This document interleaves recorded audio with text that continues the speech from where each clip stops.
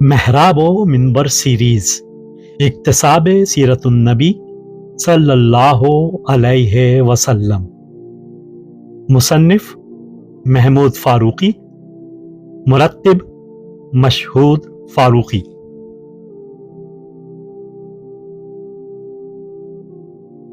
تیسرا حصہ، عرب معاشرہ قبل از اسلام۔ 11واں باب، تاریک غار میں۔ باہر اس کی جان کے دشمن تھے، اندر خود موت پھن اٹھائے کھڑی تھی۔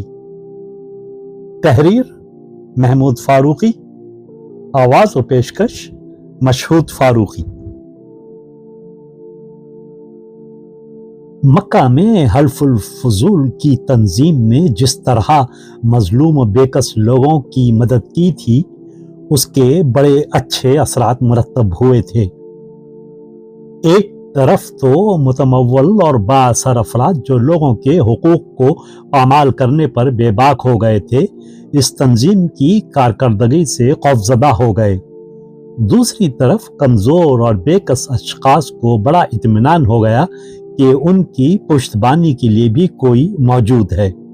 چنانچہ جلد ہی مکہ میں امن و امان کی فضا بحال ہو گئی، اور جنگ فجار کے بعد جو خودسری اور لاقانونیت پھیل گئی تھی، اس کا سدباب ہو گیا۔ باہر سے آنے والے مسافروں، کعبے کے زائروں اور تاجروں کو بھی یہ اعتماد ہو گیا کہ اب مکہ میں ان کے ساتھ کوئی برا سلوک نہیں کرے گا۔ اس کے نتیجے میں مکہ کی تجارت اثر نو ترقی کرنے لگی، اور چند برسوں سے جو معاشی بحران پیدا ہو گیا تھا وہ دور ہو گیا۔ جیسا کہ ہم بیان کر آئے ہیں کہ اس تنظیم کے روح رواں دو اشخاص تھے، ایک زبیر بن ابی طالب، دوسرا عبداللہ جدعان۔ عبداللہ نہایت مالدار آدمی تھا، اور اس کا دسترخوان ہمیشہ آباد رہتا تھا۔ اس کے بارے میں ایک عجیب داستان لوگوں کی زبان پر تھی۔ وہ مکہ کے ایک معزز اور مالدار گھرانے کا فرزند تھا، نہایت بہادر اور جری، مگر بدقسمتی سے وہ نوجوانی کی عمر میں ہی بری صحبت میں پڑ گیا، یہاں تک کہ وہ صحرائی قزاقوں کے ایک گروہ میں شامل ہو گیا۔ ان دنوں وہ قافلوں کو لوٹتا اور بے گناہوں کا خون بہاتا، قبائل میں گھومتا رہتا تھا۔ جو لوگ اس کے ہاتھوں مارے جاتے، ان کے ورثاء اس کے خاندان والوں سے جھگڑنے لگتے، اور اکثر اس کے باپ کو مقتولین کا خون بہا ادا کرنا پڑتا۔ جدعان کی ان حرکتوں سے آخرکار اس کا باپ تنگ آ گیا، اور اس نے اس کو آخ کر دیا۔ اس کے قبیلے تیمیم کے سردار نے بھی اسے قبیلے سے خارج کر دیا۔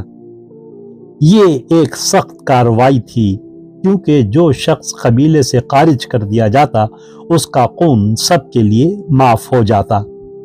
جب عبداللہ جدعان کو اس فیصلے کی خبر ملی تو وہ بہت پریشان ہوا، کیونکہ اکثر قبائل اس کے دشمن تھے۔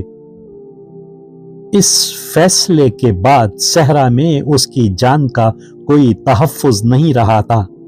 خود اپنے راہزن ساتھیوں کی طرف سے بھی اسے اندیشہ تھا کہ کسی بھی اختلاف پر ہلاک کرنے میں وہ کوئی خوف محسوس نہیں کریں گے۔ وہ سب سے الگ ہو کر پہاڑیوں میں جا چھپا، وہاں اکا دکا راہرو پر حملہ کر کے اسے لوٹ لیتا، اور جو کچھ ملتا اس پر گزر کرتا۔ مگر کب تک؟ اس قدر عاجز آ گیا کہ اس نے خودکشی کرنے کی ٹھان لی۔ ایک دن جب کہ وہ کسی قبیلے کے محافظ سواروں سے جان بچانے کے لیے پہاڑیوں اور گھاٹیوں میں دوڑا جا رہا تھا، اسے ایک چٹان کے پیچھے ایک غار نظر آیا جو جھاڑیوں میں چھپا ہوا تھا، اور وہ اس میں داخل ہو گیا۔ غار میں اندھیرا تھا۔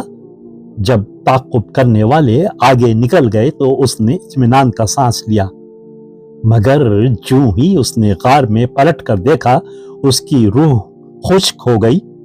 وہاں ایک اژدہا कुंडली मारे फन उठाए बैठा था और उसकी सुर्ख सुर्ख आंखें चमक रही थीं।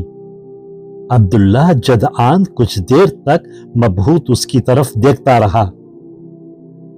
वो अजब मुश्किल में फंस गया था।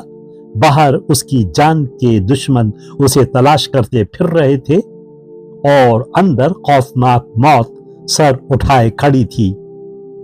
मसाइब के इस हुजूम ने उसे तकरीबन दीवाना कर दिया और ये सोचकर कि दुश्मनों के हाथों गिरफ्तार होने की जिल्लत से ये बेहतर है कि मैं इस अफ़ई का लुक़मा बन जाऊं, उसने छलांग लगाई और अजदहे के फन पर जा गिरा। अब वो नीचे पड़ा था और अजदहा उसकी छाती पर सवार था।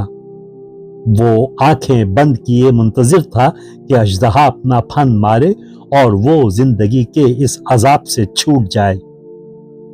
काफी देर गुजर गई। अजदहा ना तो उसके सीने पर से उतरता था, ना फन मारता था।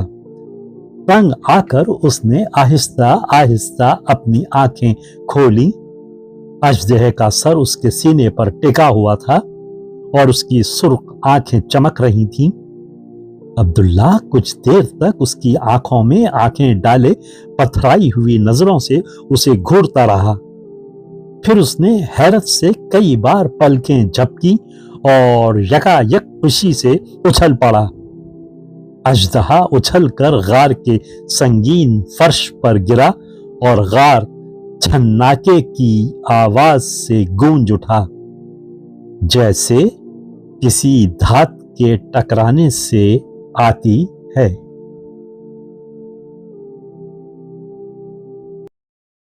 वीडियो देखने के बाद चैनल को सब्सक्राइब करना ना भूलें और ताज़ा तरीन अपडेट्स के लिए घंटी के बटन को ज़रूर दबाएं ताकि हमारे मुनफरिद और पुर असर पैगामात आप तक पहुंचते रहें।